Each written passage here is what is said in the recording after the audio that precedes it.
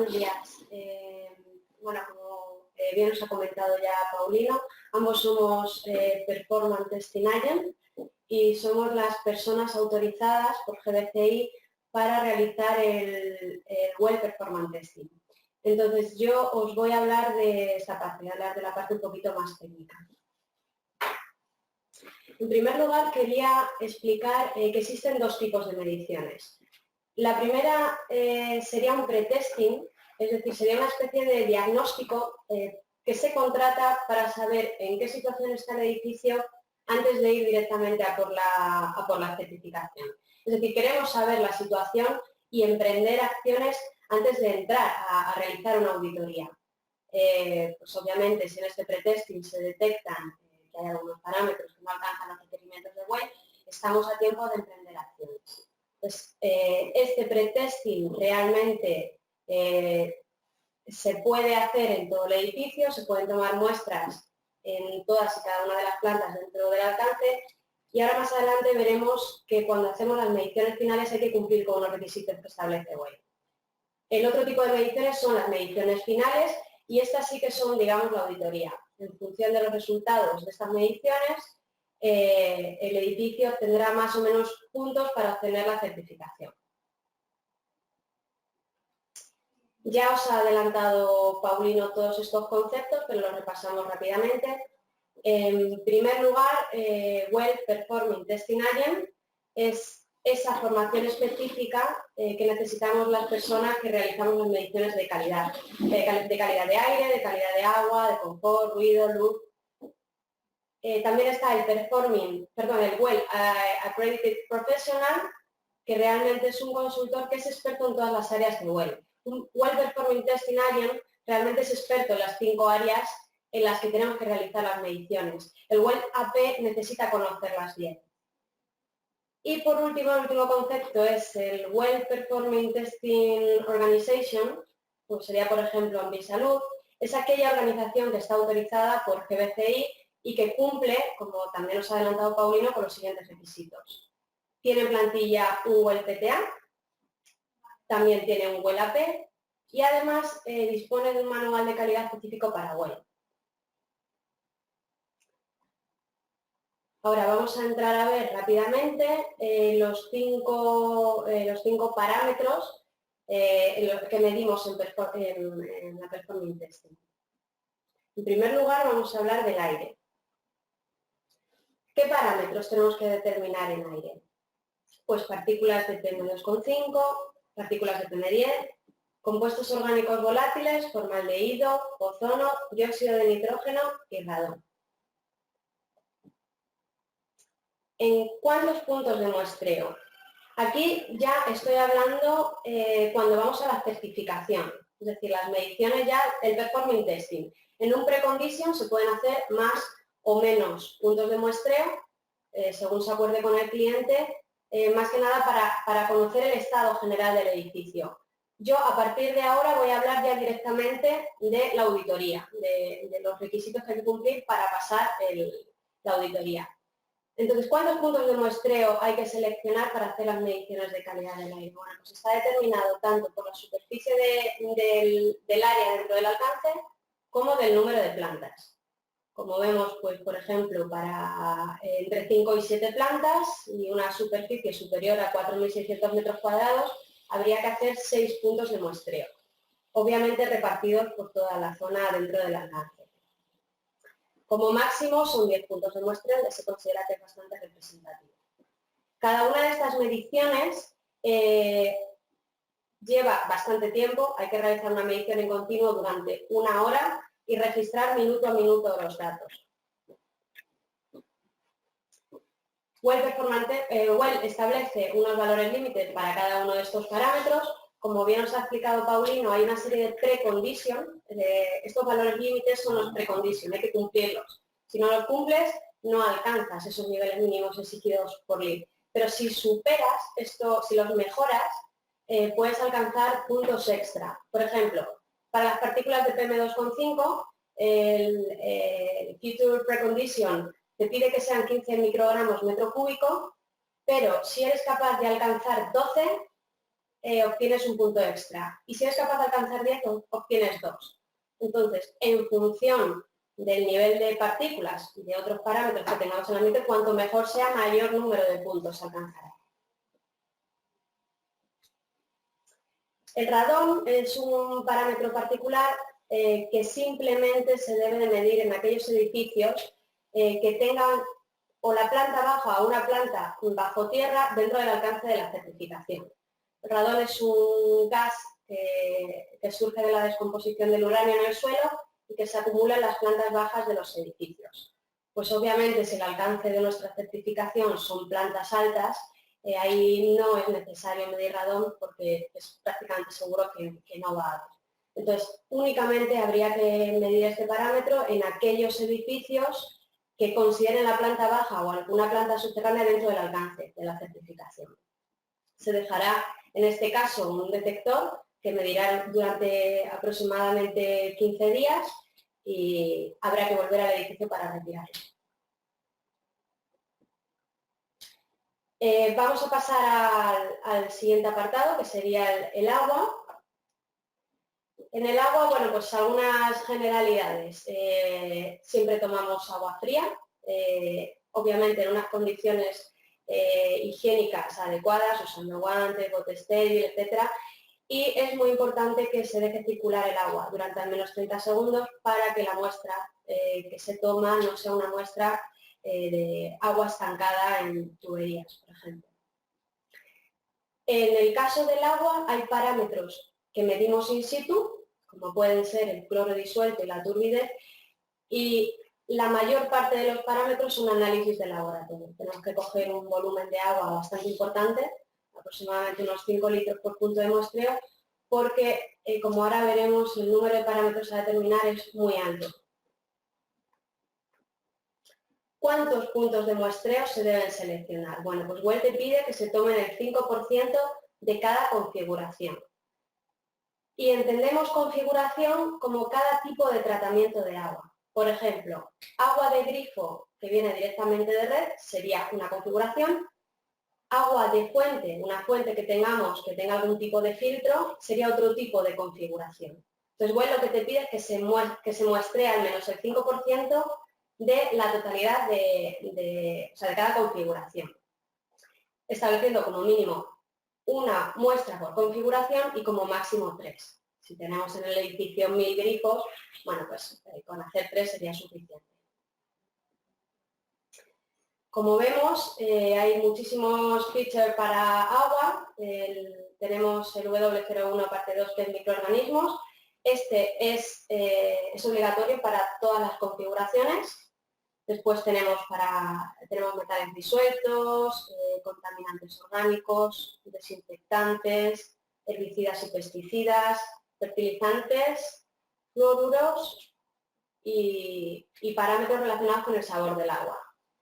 Como vemos, no todos ellos se deben analizar para todas las configuraciones.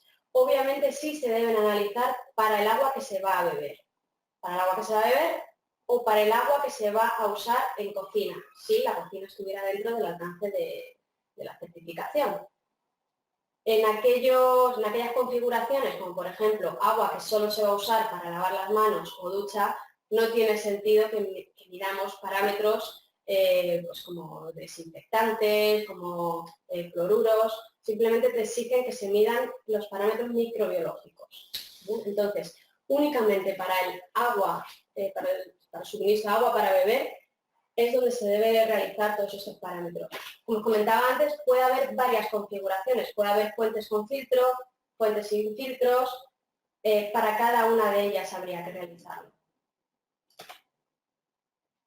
Eso en cuanto a análisis de laboratorio, y como os he comentado antes, hay una serie de parámetros que se tienen que medir in situ porque son muy cambiantes en pocas horas. Estos parámetros son la turbidez y el cloro, y bueno, WELL lo que nos pide es que para cada tipo de configuración, para cada muestra, se realice al menos 3 veces, con lo cual esto requiere de tiempo. Hemos visto ya aire, hemos visto agua y pasamos a iluminación. En iluminación, digamos que hay que medir dos tipos de iluminación. Una va a ser la visual, en el plano horizontal, y va a depender de las luminarias del edificio, y la otra va a ser la iluminación circadiana, que se mide en el plano vertical y hace referencia a la iluminación que percibe nuestro ojo. Vamos a empezar por el de iluminación visual, que se realiza en el plano horizontal.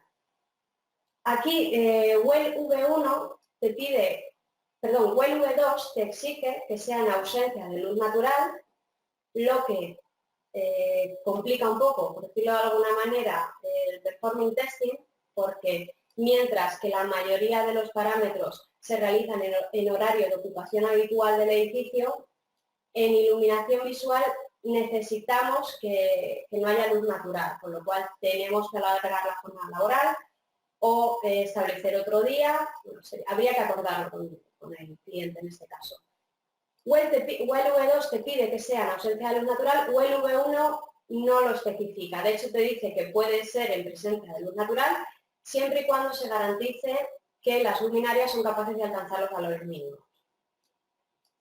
En este caso, si hay luces complementarias de algún tipo, lámparas, focos, deben estar encendidas durante la medición. ¿Cuántos puntos de muestreo tenemos que seleccionar para medir luz? Bueno, pues en este caso, al contrario que en el aire, que había que distribuirlo por todo el edificio, WEL te pide que se seleccione una planta o dos en función del número de plantas. Si el alcance del trabajo tiene entre 1 y 4 plantas, las mediciones se realizarán solamente en una. Si tienen más de 5 plantas, habrá que seleccionar 2. Obviamente, hay que seleccionar plantas que sean representativas. No tendría sentido seleccionar una planta destinada a salas de reuniones. Pues tendría que ser una planta pues, que tenga todas las tipologías de salas. Si tiene sala de reuniones, tiene oficinas, tiene áreas abiertas, áreas de descanso. Esa sería la tipología de plantas a seleccionar. Y una vez que tenemos seleccionadas las plantas, hay que dividir sobre plano en cuadrículas de 9,3 metros cúbicos. Esto es un poco curioso. Vamos a ver cómo quedaría. Imaginaos este plano. Imaginaos que este es el alcance total de la certificación. Hemos dividido el plano en cuadrículas de 9,3 metros. Ahora, tenemos que hacer mediciones, 3 mediciones por cada tipología de sala. Es decir, en este ejemplo habría que hacer 3 mediciones en salas de reuniones, 3 mediciones en almacenes, en oficinas, en pasillos, en despacho. Es decir, todas las tipologías de sala, en todas las tipologías de sala debemos medir la luz. En al menos 3 puntos, intentando que queden cubiertas la mayor parte posible de cuadrículas. Es decir, tendría sentido, si sabemos que la orientación sur tiene una iluminación mejor por cualquier motivo, ir allí a hacer todas las mediciones. No, habría que repartirlo por toda la superficie. Y hay un máximo de 50 puntos. Pues claro, estamos hablando aquí que si tenemos unas plantas enormes, esto se nos podría ir a 200 puntos perfectamente. O él te pide que como máximo se hagan 50 puntos por planta. El otro tipo de iluminación, hasta ahora habíamos hablado de la iluminación visual, que es aquella que depende de las luminarias. Ahora vamos a hablar de la iluminación circadiana. Esta iluminación, en vez de medirse en un plano horizontal, se mide en un plano vertical, con el objetivo de determinar la iluminación que llega a nuestro ojo. Si hay luces complementarias, al igual que en el caso anterior, también deben estar encendidas. Y bueno, en este caso sí que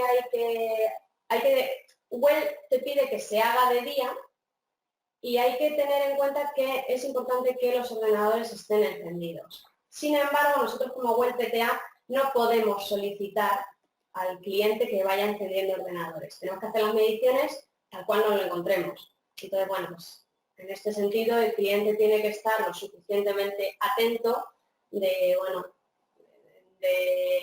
dar instrucciones de que por favor la gente esté trabajando en situación normal con ordenadores encendidos. Las mediciones se realizan a una altura aproximada de 45 centímetros sobre la altura de la mesa que es más o menos donde se estima que debe estar la línea de visión, y en este caso pues usaríamos un trípode para dejar el equipo. ¿Cuántos puntos de muestreo de esta tipología de iluminación hay que medir? Pues hay una fórmula, Webb te da esta fórmula, en la que el número de puntos se determina en función del número de puestos de trabajo.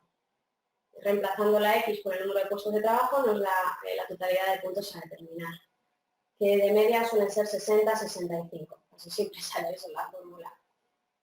En este caso, al igual que con la iluminación visual, también se deben realizar las mediciones en una sola planta, si el edificio tiene entre 1 y 4, o en 2 plantas, si el alcance del trabajo son más de 5 o más plantas. Obviamente tienen que realizarse las mediciones en puntos regularmente ocupados y distribuidos por toda la planta. Con eso habríamos terminado la parte de iluminación. Vamos a ver rápidamente la parte de confort térmico.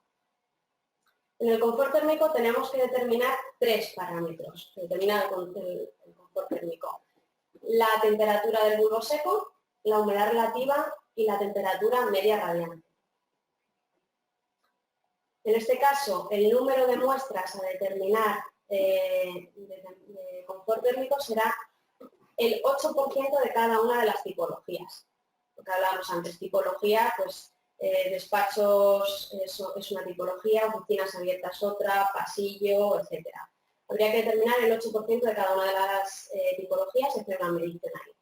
En este caso se distribuye por todo el alcance, todas las plantas que están dentro del alcance. Y todas las orientaciones de fachada. Esto es importante porque obviamente no es igual la temperatura radiante en una fachada orientada al norte que en una orientada al sur. Entonces, bueno, para la temperatura del bulbo seco, Webb exige que se mida en 3 alturas diferentes, básicamente por el gradiente de temperatura, a 0,1 metros, que sería a la altura a la que estarían los pies, a 0,6, a la altura a la que estamos sentados, y 1,1 metro, que sería un poco más arriba o aproximadamente donde estaría la cabeza de una persona que esté sentada. La humedad relativa se mediría en este último tramo, a la altura de la cabeza aproximadamente. Y por último, la temperatura radiante, que esta es la temperatura media de los objetos que rodean a una persona y que va a depender, va a influir en la pérdida o ganancia de calor de esta persona debido al intercambio de radiación térmica. Entonces, la temperatura media radiante también tenemos que medirla y se mide, está establecido que se mide a 0,6 metros de altura si son puestos de trabajo sentados y a 1,1 metros si son puestos de trabajo de pie. Y vamos ya por último al confort acústico. El confort acústico tiene 4 features, 5 créditos que estarían dentro del alcance del performing testing.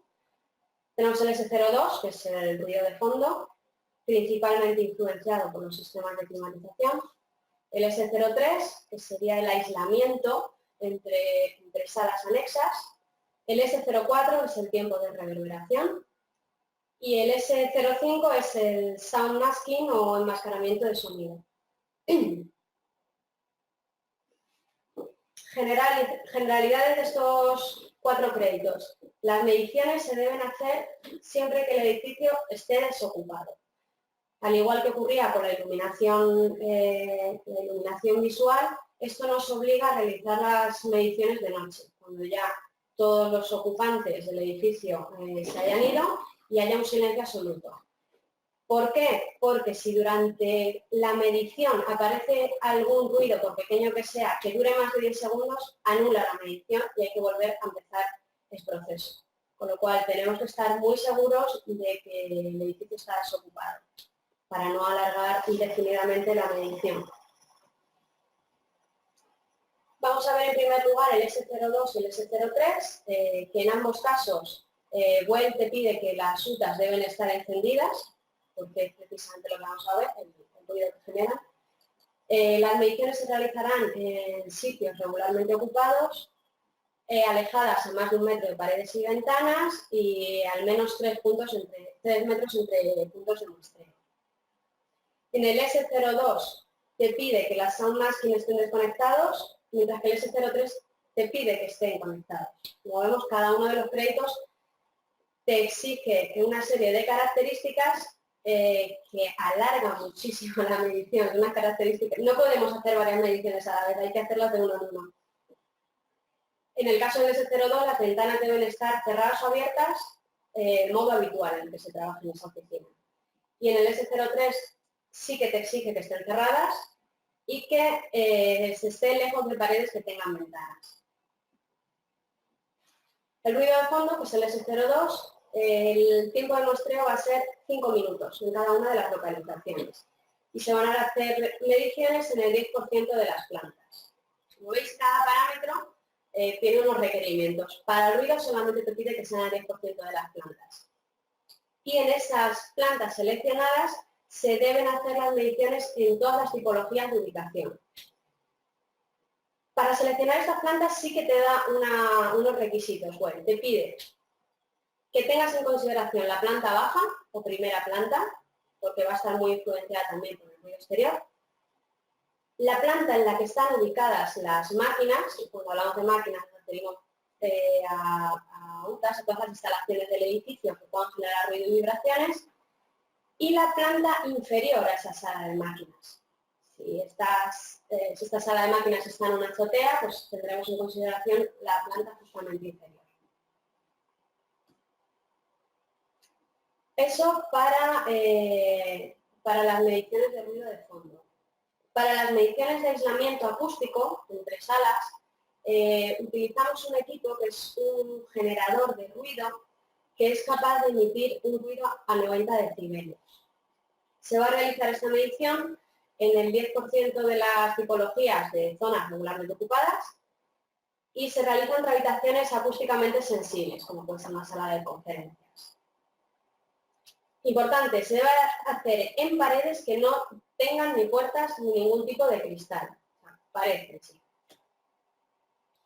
Tenemos aquí una esquemita de cómo sería. En la habitación de abajo aparece el generador de ruido que emite una señal a 90 decibelios y en la habitación contigua tenemos el sonómetro, el equipo que va a ser capaz de medir el ruido que llega a esa habitación. De esta forma se determinará el aislamiento acústico.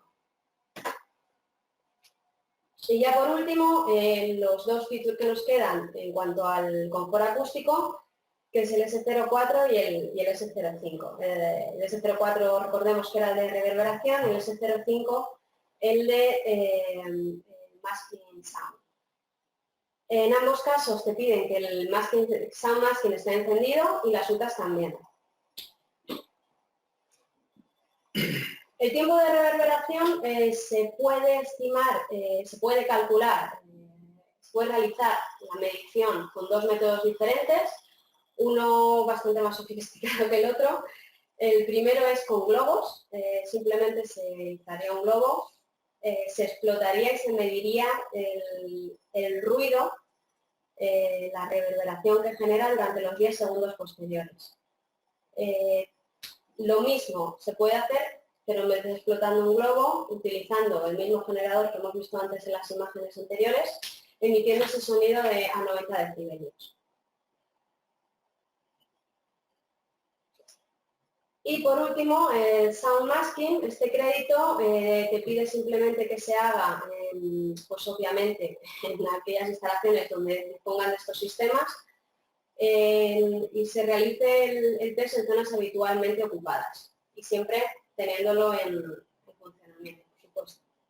Entonces, bueno, con esto habríamos cubierto ya, habríamos hablado de todas las partes que componen el performing testing. Como veis, es muy complejo, requiere de mucho tiempo, requiere de muchísima planificación.